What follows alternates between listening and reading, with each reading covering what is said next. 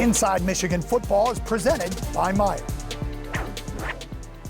Hi again, friends, and welcome to Schebeckler Hall and another edition of Inside Michigan Football. It's the bye week. No game to talk about this week. How do you feel about bye weeks? Not a big fan. I don't like it because it messes with the rhythm. Guys have a certain rhythm going right now. Hey, it's game on Saturday, practice on Sunday. Maybe you get Monday off, and then you're into game week preparation. You roll right into the next game, and things should roll from game to game. But that's not the way it happens right now, and we're going to get a chance to relax a little bit, heal up. And I did have a chance to sit down with Coach Harbaugh. I wanted to know where this team was after 7 weeks, and here's his thoughts on the first 7 weeks and the identity of his football team. You know, so many good things. I think it's been the work ethic, just the improvement of the guys. And when you're working like that, it really improves the togetherness of the entire team because they see themselves improving, both physically and mental toughness. And also athletically. I think when I really look at game 1 to game 7, the athleticism of the team, all those things have been getting better and improving, and want to keep that going. Get a week here where we can, get refreshed and even healthier. Get ready for Michigan State in the stretch run. When you look at your team, is there an individual or a position group where you really look and you say from week 1 to week 7, wow, they've really gotten a lot better? Yeah, I would say that for so many of the position groups, really all of them. The inside of the defense, coming off a great game, Ozzie Smith and Chris Jenkins have really done a great job creating the run wall. 4 tackles apiece for both of them. The edge rushers been very, very good. Ton of improvement there. Secondary continues to get better. Linebacking group, Junior Colson thought he had his best game. 5 tackles in the ball game. Offensively, the offensive line played their best. Hard pressed to find the best offensive lineman in this last game. I just thought it was their best game collectively. Quarterback continues to improve. Running backs. That's been well documented, what that position group is doing. Tight ends led by Luke Schoonmaker have been outstanding. Receivers, continue to be extremely good. And it's almost a tip of the cap to the 21 team that they were able to do so well without Ronnie Bell. Right. As much as Ronnie Bell has done this season, catching the ball, blocking, leading. That group's been really led by him, but Cornelius Johnson, Roman Wilson, A.J. Henning, special teams, continue to play well, and I think they all have the feeling that they keep doing what they're doing, keep working at it, every day. Where not a day is missed, that they can keep getting better. Good place to be in at the halfway point. How much time will you spend during this bye week, and what are you guys doing to prepare for Michigan State? Yeah, like I said, getting, regrouping. Want to refresh. We're going to practice though 4 times in this week, and it's all going to be Michigan State, except the practices that we do with the young guys. And we also want to get those guys, getting reps and playing football and getting good at football, taking advantage of that this week. But yeah, it's all going to be for that, getting ready for that game. Coming up later here on Inside Michigan Football, we'll get caught up with an old friend and top 5 plays of the year, the Janssen Vision edition. Inside Michigan Football is brought to you by Meyer, presenting sponsor of the 2022 Michigan football season and proud supporter of hundreds of local sports teams across the Midwest. Among qualified passers, J.J. McCarthy leads the nation with a .771 completion percentage and ranks 12th in the pass efficiency rankings. He explains how he has achieved that level of success after only 6 career starts. Learning from my mistakes, being able to take great coaching and apply it to the next week, and just keep building the connection with my brothers. When you watch JJ play, one wonders where his composure comes from, his sense of calm. He shared that part of his process with us, and it begins with a Zen-like approach. I meditate every single day. When it comes down to game time, that's where I completely try to cut everything out. School, relationships, family, just totally lock into the present moment completely. Get off my phone. Carrying over to game day, it's more of the same. Being able to do it right before the game is great too, because it's just a little tune-up, and by game time, I'm just completely there, completely present. Sounds easy, but it's certainly not. McCarthy emphasized his meditations are self-guided. It's tough. I mean, sitting with your thoughts when you're experiencing, I think it's somewhere around like 60,000 thoughts a day, and just being able to quiet that mental dialogue and just get into that moment completely. So it's been a long journey, but at the end of the day, the journey just started. One meditative quote we found may sum it up best. Brilliant things happen in calm minds. Still to come, the brilliance of the Wolverines' no-star defense.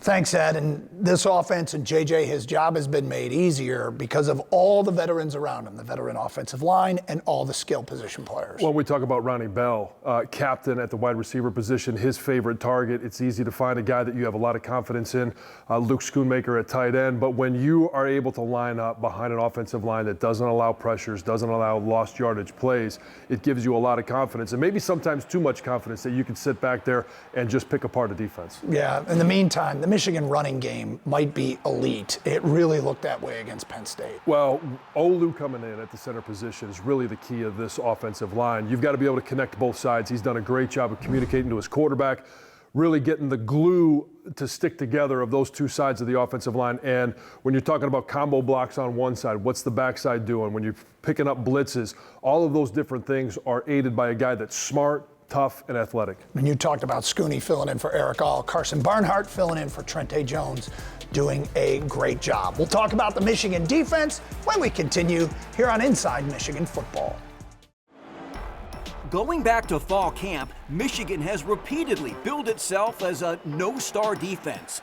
But this unit has collectively earned at least one star, a gold one, ranking in the top 25 in numerous categories, including 9th in team sacks, 5th in scoring defense, and 4th in total defense. We all feed off each other, we give each other momentum, and we're always happy for the next man's success. And I think that, when you play as a unit, play as a team like that, it opens up opportunities for other guys, and that's just something that I believe we've been doing. Well, I feel like when people thought about no-star defense, they thought about, oh, nobody's a big-time player. It's a bunch of guys who don't know how to make big plays. In reality, it's just a bunch of guys playing together. At an NFL level, think Buffalo Bills. They didn't have not one, one Pro Bowler on their defense, but then they have one of the best defenses in the country. I feel like that's who we are. We got guys that's going to step up at the right time when they need to. We don't really got guys that's trying to overdo their job or do somebody else's job. We don't got guys who point fingers or blame others. We got guys who, even when it's not their fault, they take responsibility.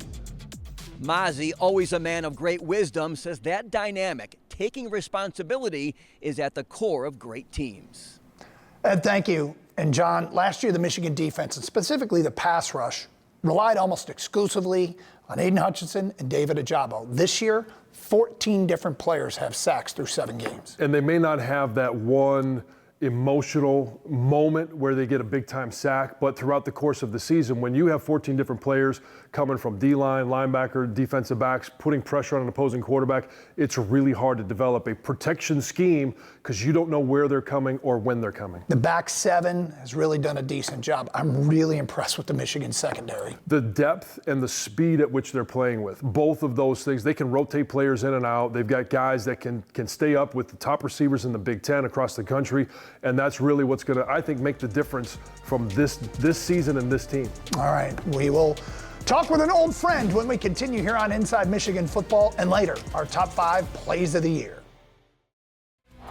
And it's time for this week's Al Rosteele Man of the Week. And joining us, a familiar face. Jim Brandstatter here on Inside Michigan Football after years of hosting this show and in the booth, of course, for Michigan games. Brandy is retired and just got back from a trip out west. But we got to start with this, Brandy. What's it like for you just being a fan watching games? Lousy. I am a terrible spectator.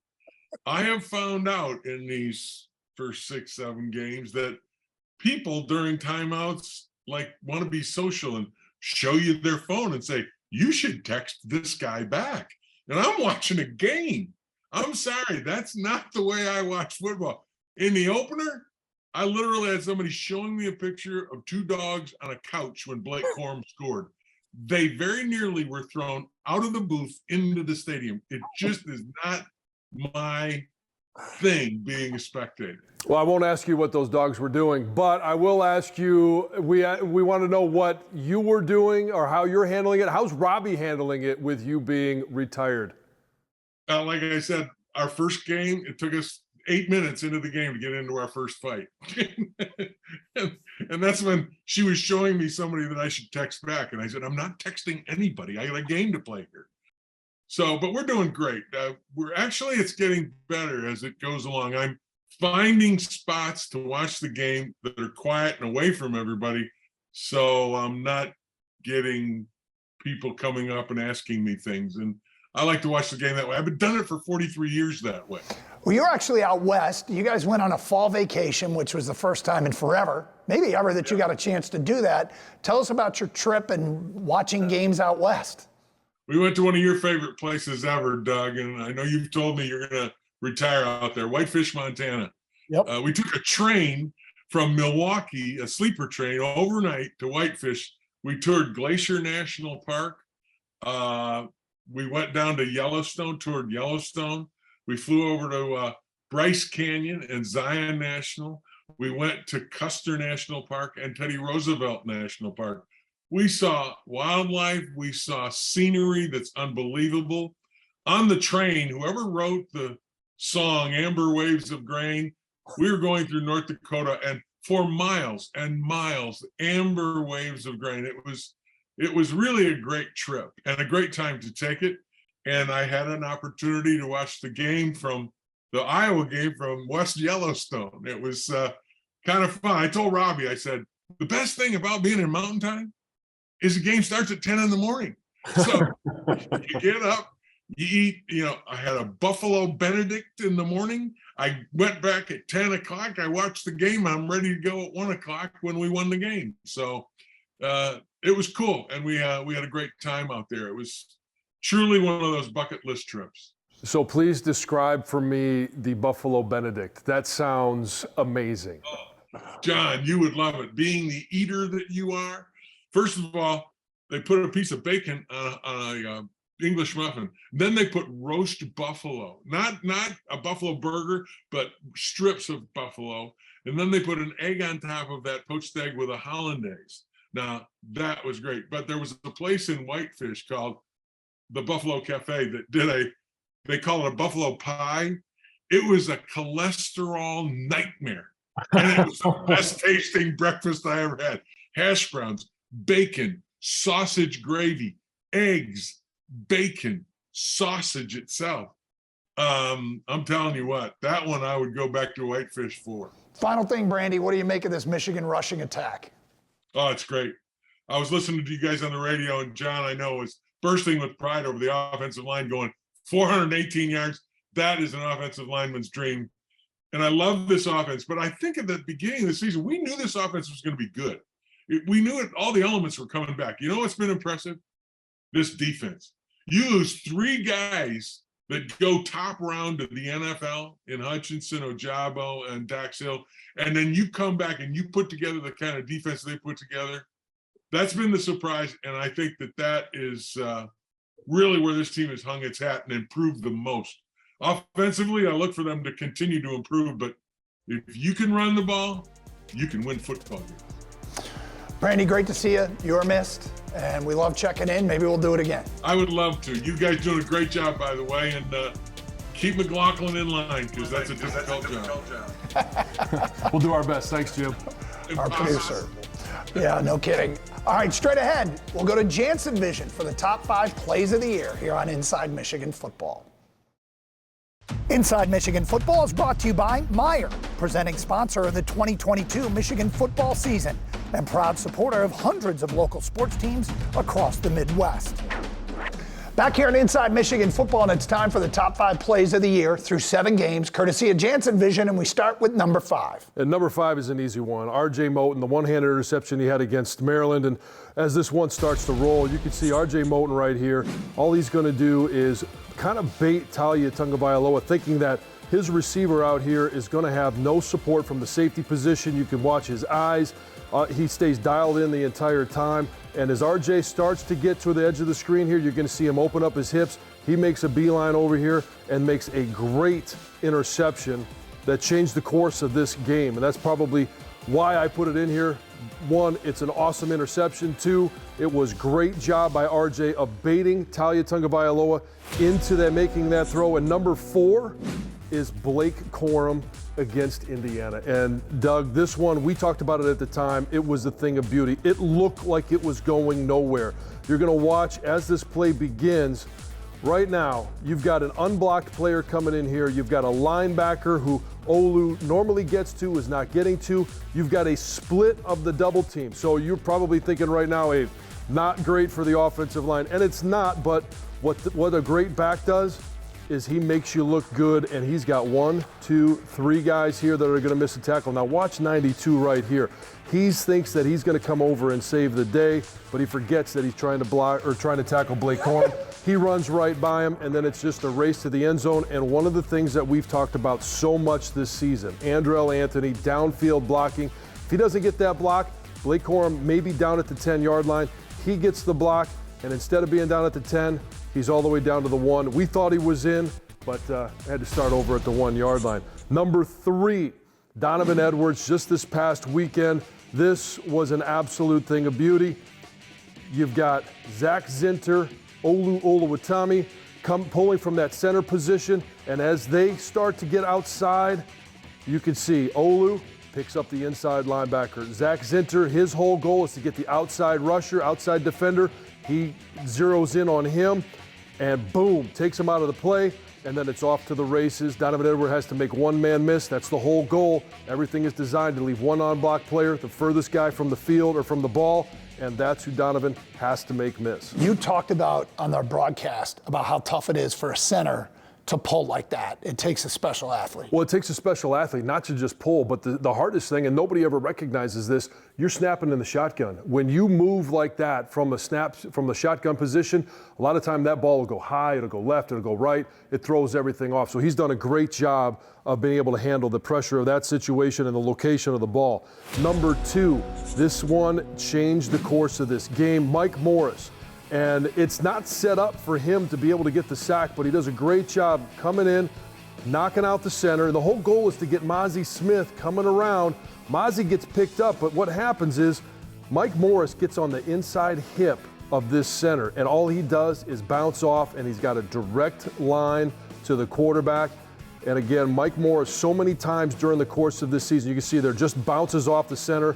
He does a great job of setting the tone for this defense. We mentioned it this past weekend. It was a deflected pass, and we knew coming up next was going to be something big for the defense. It was a big stop, and it was followed by a sack. The Wolverine defense, especially the pass rush, feels like they're closer, like a baseball term. Yeah. They are just, when a team has to throw against Michigan's defense in the fourth quarter, they just pin their ears back and go get them. They do, and I tell you what, the reason that they can be aggressive defensively is because of the way the offense is playing. The offense possesses the ball, they win the time of possession, and they do that because they get the 4th and 1 sometimes, and they say, Blake Corum, just go make some yardage, score. And here you can see the whole side of this offensive line is caved down by Ryan Hayes and Trevor Keegan. They do a great job of setting the side. And again, Ronnie Bell right here. What do we talk about all season long is the ability to get blocks on the edge. And this play was initially designed to go right inside here. Blake Corum sees that there's nothing there. He's going to bounce it outside, and there's nothing but green grass at that point. This is number 1 play for me because of the moment that it happened, what it meant for this team at that time. It really set the tone, and Blake Corum has been doing this all season long. Top 5 plays of the year, courtesy of Janssen Vision. And that's going to do it for this week's edition of Inside Michigan Football. We'll be back next week to take a look at the Michigan-Michigan State game. We'll see you then.